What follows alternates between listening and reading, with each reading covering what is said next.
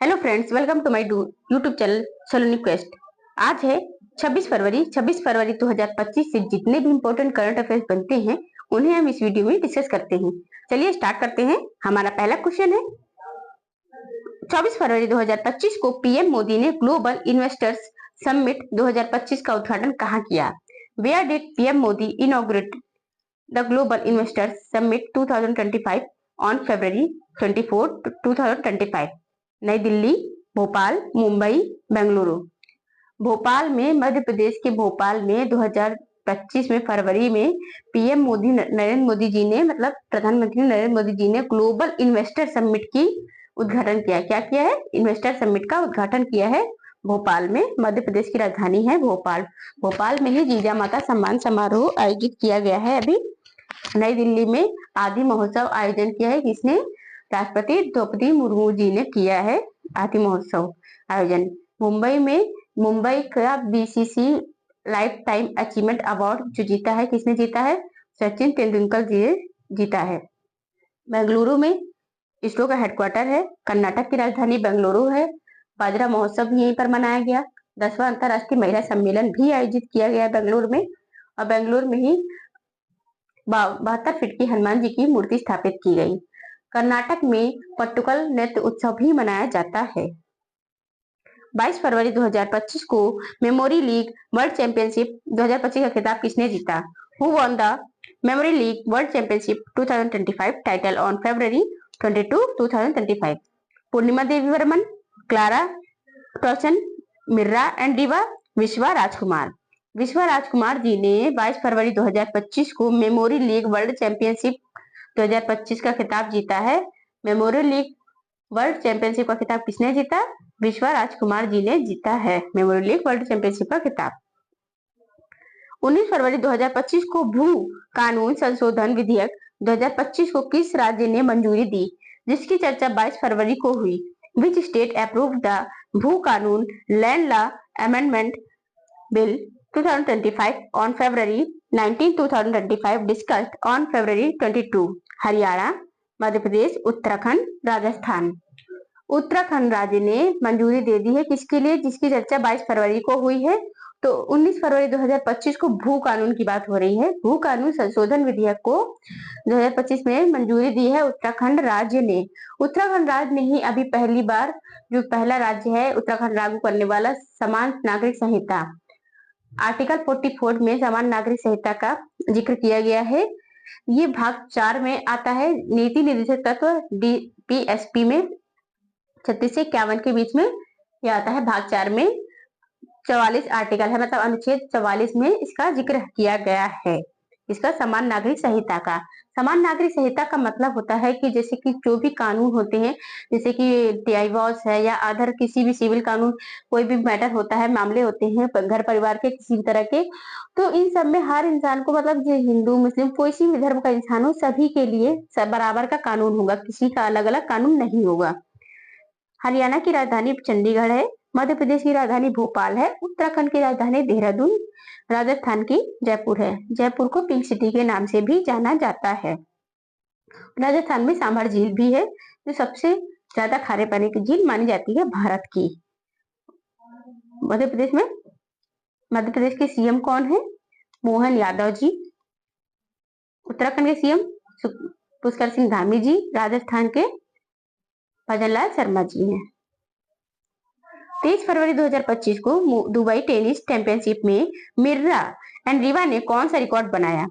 What record did Mirra and Riva set at the Dubai Tennis Championship on February 23, 2025? सबसे तेज सर्व, सबसे अधिक S, सबसे लंबी जीत स्ट्रिक, सबसे कम उम्र की WTA 1000 विजेता। तो 23 फरवरी 2025 को दुबई टेनिस चैंपियनशिप में मिर्रा एंड रीवा ने सबसे कम उम्र की WTA 1000 विजेता बनाया क्या रिकॉर्ड बनाया है, मतलब WTA 1000 विजेता का रिकॉर्ड बना लिया है। किसने? मिर्रा एंड रीवा ने दुबई टेनिस चैंपियनशिप में मिर्रा एंड रीवा ने बनाया है रिकॉर्ड ये। 21-22 फरवरी 2025 को पश्चिम बंगाल तट पर भारतीय तटरक्षक बल ने कौन सा अभ्यास किया? Which exercise did the Indian Coast Guard conduct along the West Bengal coastline on February 21, 22, 2025? Operation Trident, सागर कवच, कोस्टल शील्ड, मैरीटाइम सेंटिनल। सागर कवच, सागर कवच जो है पश्चिम बंगाल के तट पर, मतलब तट होता है जो किनारा होता है, तो पश्चिम बंगाल के तट पर भारतीय तटरक्षक बल ने, इंडियन कोस्ट गार्ड आपको पता है आईसीजी होता है, भारतीय तटरक्षक बल ने कौन सा अभ्यास किया है? तो सागर कवच का अभ्यास किया है पश्चिम बंगाल के तट पर। भारतीय तटरक्षक बल ने क्या किया है? अभ्यास किया है। अभ्यास का नाम क्या है? तो सागर कवच नाम है। पश्चिम बंगाल की राजधानी कोलकाता है। कोलकाता में ही हुगली नदी है, यहीं पर हावड़ा ब्रिज भी है कोलकाता में। और पश्चिम बंगाल की जो सीएम है ममता बनर्जी जी हैं। ममता बनर्जी जी पश्चिम बंगाल की सीएम हैं।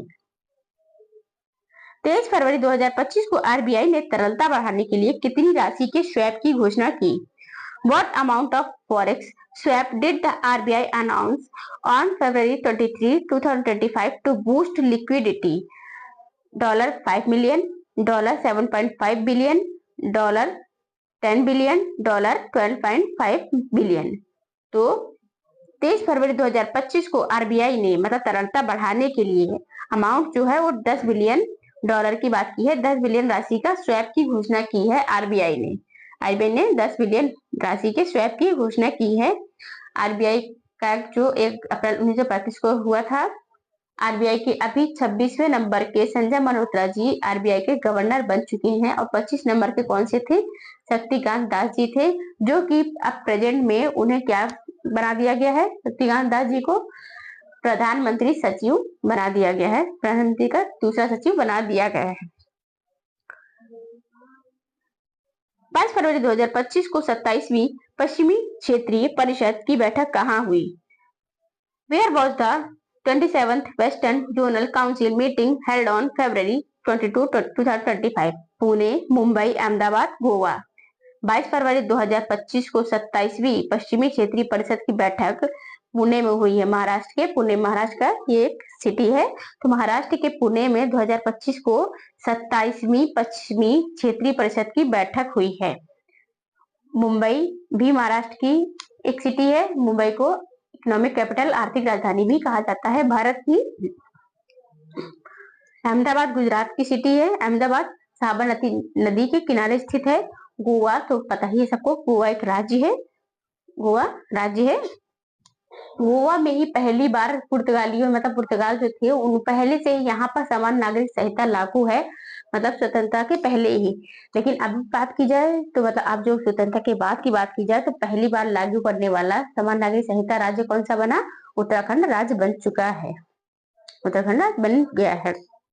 पुणे में ही पूना पैक्ट हुआ था, सभी को पता, 1932 में। इसमें किसके बीच में? गांधी जी और अंबेडकर जी के बीच में हुआ था। शक्तिकांत दास को किस पद पर नियुक्त किया गया? What position was Shaktikanta Das appointed to? वित्त मंत्री, आरबीआई गवर्नर, प्रधानमंत्री का प्रधान सचिव टू, कैबिनेट सचिव। शक्तिकांत दास को प्रधानमंत्री का प्रधान सचिव टू नियुक्त किया गया है। और शक्तिकांत दास इसके पहले अभी तक क्या थे? वो थे 25वें नंबर के आरबीआई के गवर्नर थे शक्तिकांत दास जी। अब ये बन गए हैं प्रधानमंत्री का प्रधान सचिव टू बन चुके हैं शक्तिकांत दास जी। सुनील भारती मित्तल को यूके में कौन सा सम्मान मिला? What honor was Sunil Bharti Mittal awarded in the UK? Order of British Empire, knighthood, Bharat Ratna, Padma Vibhushan. Sunil Bharti Mittal को यूके में मिला है नाइटहुड का सम्मान मिला है। यूके में कौन सा? नाइटहुड का सम्मान मिला है सुनील भारती मित्तल को।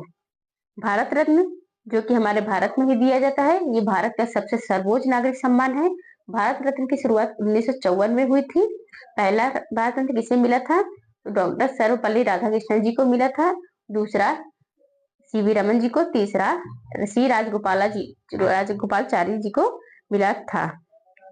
2014 में भारत रत्न किसे मिला था? जो एकमात्र खिलाड़ी है क्रिकेट के, वो है सचिन तेंदुलकर जी। और सचिन तेंदुलकर जी को क्रिकेट ऑफ गॉड कहा जाता है। सचिन तेंदुलकर जी को अर्जुन पुरस्कार भी मिल चुका है, पद्म विभूषण भी मिल चुका है।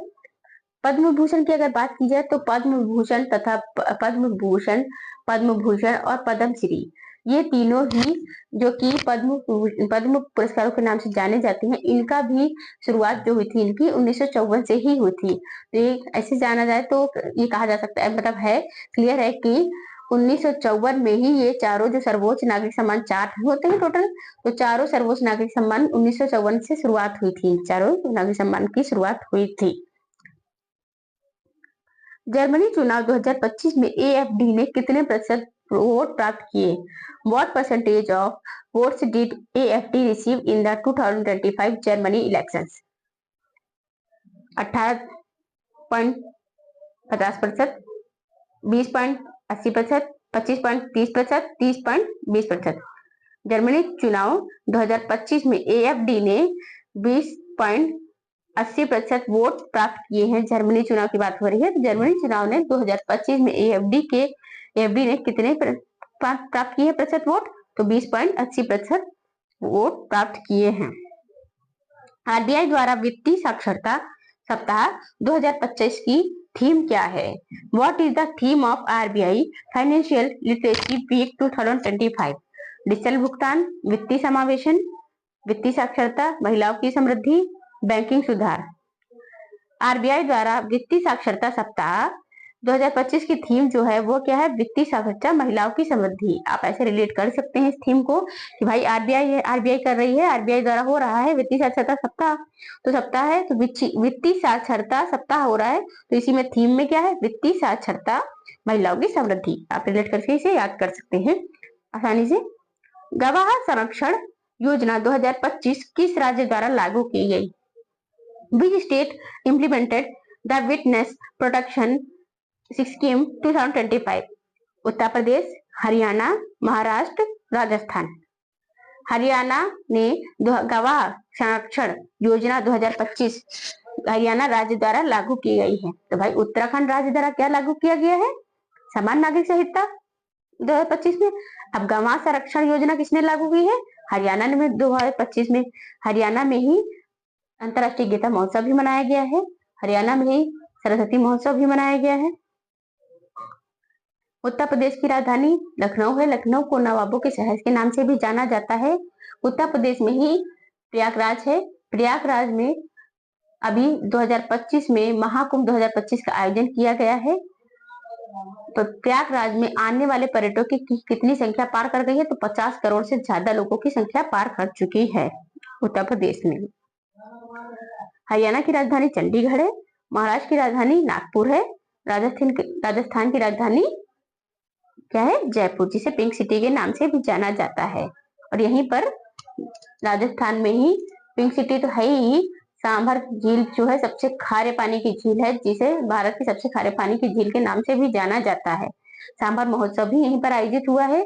भजन लाल शर्मा जी यहाँ के सीएम हैं।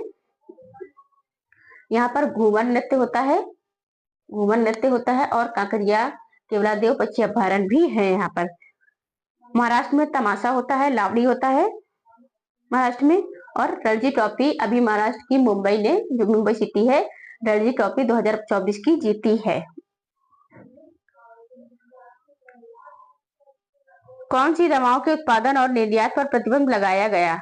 विच ड्रग्स कौन सी दवाओं के उत्पादन और निर्यात पर प्रतिबंध लगाया गया? Which drugs production and export were band?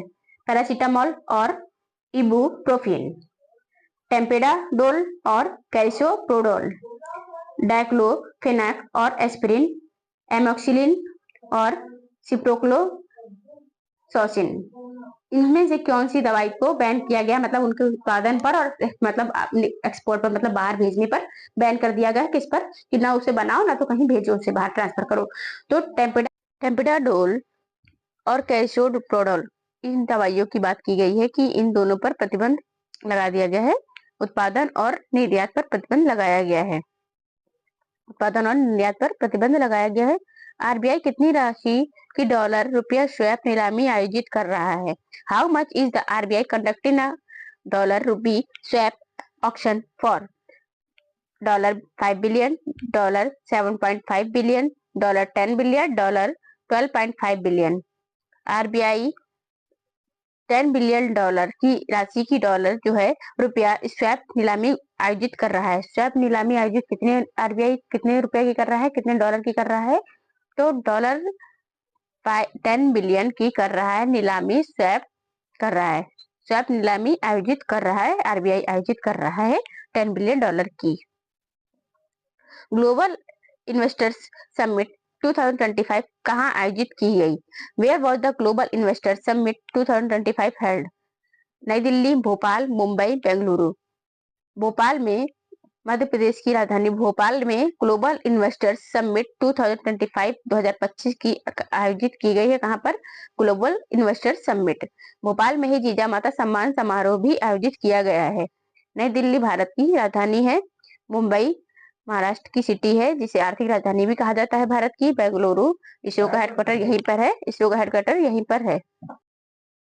Motilal Nehru ने 8 अन्य कांग्रेस नेताओं के साथ भारत के संविधान का मसौदा निम्नलिखित में से किस वर्ष तैयार किया था? In which year did Motilal Nehru along with 8 other Congress leaders draft the Constitution of India?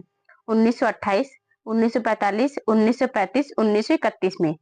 1928, 1945, 1935, 1931। तो 1928 मतलब 1928 में मोतीलाल नेहरू ने 8 अन्य कांग्रेस नेताओं के साथ भारत के संविधान का मसौदा 1928 में तैयार किया था। किस वर्ष में तैयार किया था संविधान का मसौदा? 1928 में मोतीलाल नेहरू जी ने 8 अन्य कांग्रेस नेताओं के साथ किया था। हे गाइस, आपको ये वीडियो कैसी लगी? अगर वीडियो अच्छी लगी हो तो कमेंट बॉक्स में कमेंट करके जरूर बताइएगा। एंड अगर आपको वीडियो से रिलेटेड या क्वेश्चन से रिलेटेड कोई भी डाउट है तो आप कमेंट बॉक्स में कमेंट करके क्लियर कर सकते हैं। अगर आपने अभी तक हमारे चैनल को सब्सक्राइब नहीं किया है तो चैनल को सब्सक्राइब कर लें, जिससे कि आपको आगे की वीडियोस की नोटिफिकेशन मिलती रहे, एंड बेल आइकन को भी ऑन कर लें। Thank you for the watching.